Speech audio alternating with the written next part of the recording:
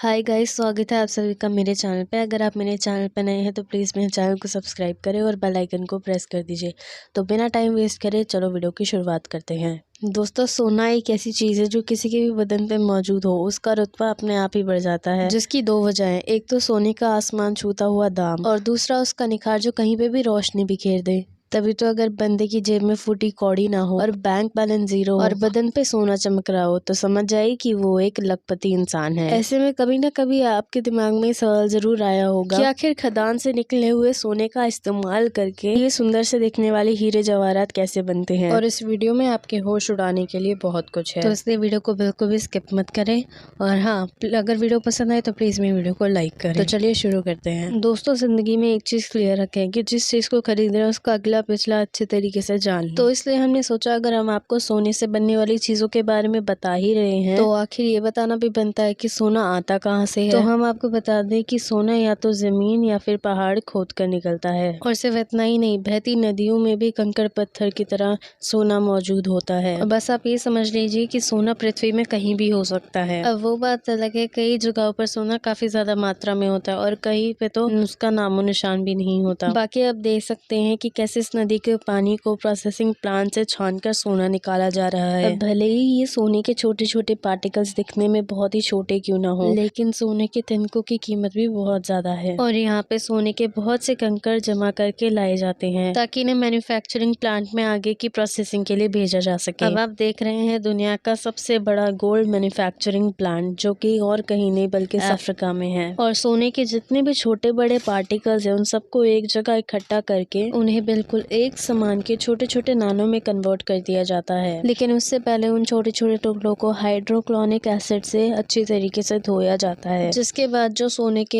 एक समान पत्थर नहीं होते इन्हें एक बराबर आकार देने के बाद कुछ इस तरीके से इकट्ठा कर लिया जाता है और उसके बाद ही आगे की प्रोसेसिंग स्टार्ट की जाती है। और दोस्तों, अगर हम सोने की ईंट बनाने की बात करें तो इसके दो प्रोसेस होते हैं। सबसे पहला तो सोने के छोटे छोटे दानों को उन्हें बिस्किट बनाने वाले बॉक्स में रखकर उन्हें हीटिंग चेम्बर में भेजा जाता है। फिर कुछ देर बाद वो सोने के छोटे छोटे दाने हमें ईंट या फिर बिस्किट के रूप में देखने को मिलते हैं, लेकिन इसे छुआ नहीं जाता क्योंकि ये हीटिंग चेम्बर से निकल कर आता है। इसमें इसे एक ठंडे पानी में डालकर इसकी सफाई और धुलाई की जाती है ताकि इस पे और शाइन आ सके। और जब सोना ठंडा हो जाता है तो इसके ऊपर हॉलमार्क लगाने की बारी आती है। हालांकि इनके ऑटोमेटेड हॉलमार्क मशीन की वजह से ये काम काफी ज्यादा आसान हो जाता है। तो दोस्तों, जाहिर सी बात है, जब ये सारा काम फैक्ट्री में होता है तो जरूरी नहीं है कि हर बिस्किट परफेक्ट शेप का हो। लेकिन उसका ये मतलब नहीं कि जो बिस्किट खराब हो वो इन्हें उठा के फेंक दे। जी नहीं, उन सबको एक साथ इकट्ठा करके दोबारा से पिघलाकर परफेक्ट बिस्किट की शेप दी जाती है। और ये प्रोसेस तब तक चलता रहता है जब तक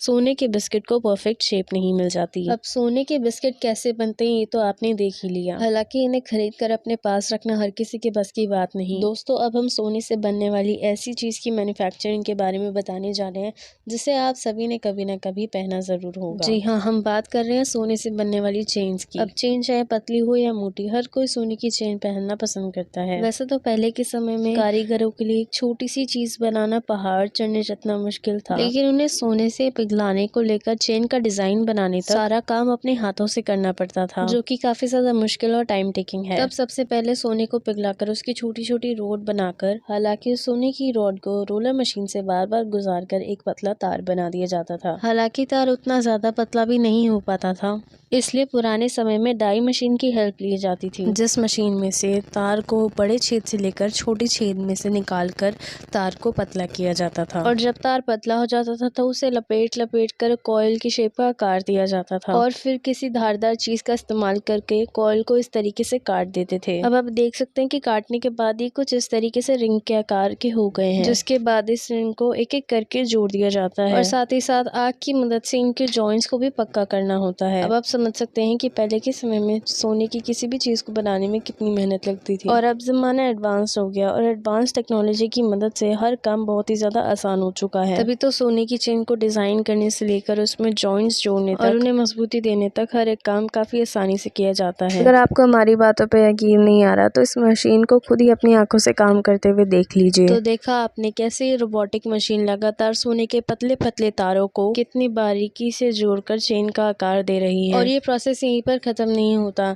जब मशीन सोने की चेन को बनाकर तैयार कर देती है तो उस चेन्स को ऐसे ही नहीं बेच दिया जाता, क्योंकि वर्कर्स हर एक चीज़ को बारीकी से देखकर जांचकर परखते हैं ताकि कोई गड़बड़ ना हो, क्योंकि भाई साहब यहाँ पे मामला सोने का है और हल्की सी गड़बड़ भी बहुत ज़्यादा नुकसानदेही साबित हो सकती है। इसलिए जिस भी चेन में खराबी होती है उस चेन को दोबारा मैन्युफैक्चरिंग के लिए भेज दिया जाता है। और अब बहुत से लोग बोलेंगे कि सोने की चेन बनाना कोई बड़ी बात नहीं है, लेकिन सोने के हार किस तरह बनते हैं? तो दोस्तों, सोने का हार बनाने के लिए किसी भी मशीन का उपयोग नहीं किया जाता, क्योंकि हार बनाने के लिए केवल हाथों की कारीगरी ही काम आती है, क्योंकि ये काफी ज्यादा बारीकी का काम होता है और मशीनों के लिए काम करना बस की बात नहीं है। दोस्तों, सोने का हार बनाने के लिए कारीगर कच्चे सोने का इस्तेमाल करते हैं, जैसे कि सोने के रिंग, सोने का तार और सोने के काफी छोटे छोटे पार्टिकल्स को लेकर हार बनाना शुरू करते हैं। और कारीगर जिस तरीके का हार बनाना चाहता है उसके डिजाइन्स को पहले से ही एक साथ जोड़ कर रखता है, जिन्हें चिपकने वाले गत्ते के ऊपर एक एक करके लगाया जाता है, ताकि जो चीज जहाँ लगाई जाए वो वहाँ से ना हिले। और जब हार का डिजाइन पूरी तरीके से कंप्लीट हो जाता है तो उसके ऊपर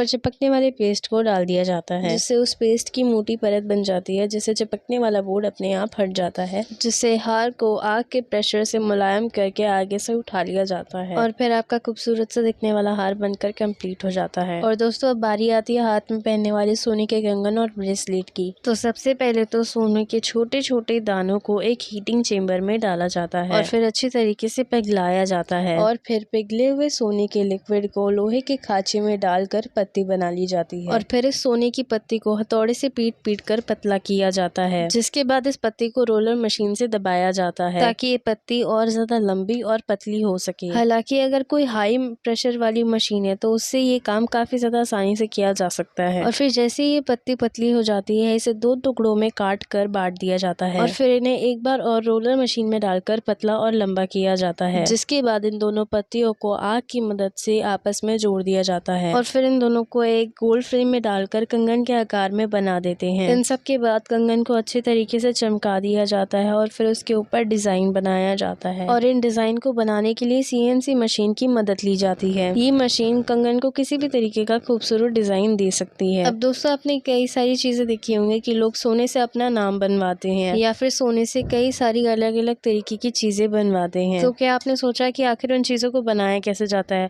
और अगर नहीं तो हम आपको बता दें कि ये पूरा कमाल लेजर टेक्निक का है। ये असल में लेजर टेक्निक के द्वारा सोने की पत्ती पे कटिंग करके डिजाइन बनाते हैं और फिर उनसे एकदम परफेक्ट शेप तैयार किया जा सकता है। और अब आप इस टेक्नोलॉजी की मदद से सोने के किसी भी डिजाइन को बनवा सकते हैं और यहाँ तक कि अगर आप सोने की प्लेट पे अपना नाम बनवाना चाहते हैं तो वो भी हो सकता है। बस आपको कंप्यूटर पे उस डिजाइन को सिलेक्ट करना है और लेजर मशीन अपने आप उस डिजाइन को कंप्लीट कर देगी। तो गाइज, बस आज के लिए इतना ही। आई होप आपको हमारी आज की इन्फॉर्मेटिव वीडियो पसंद आई। अगर वीडियो पसंद आई तो प्लीज़ हमारे चैनल को सब्सक्राइब करें और बेल आइकन को प्रेस कर दीजिए। तो मिलते हैं आप सबसे हमारी अगली वीडियो में, तब तक के लिए थैंक्स फॉर वॉचिंग।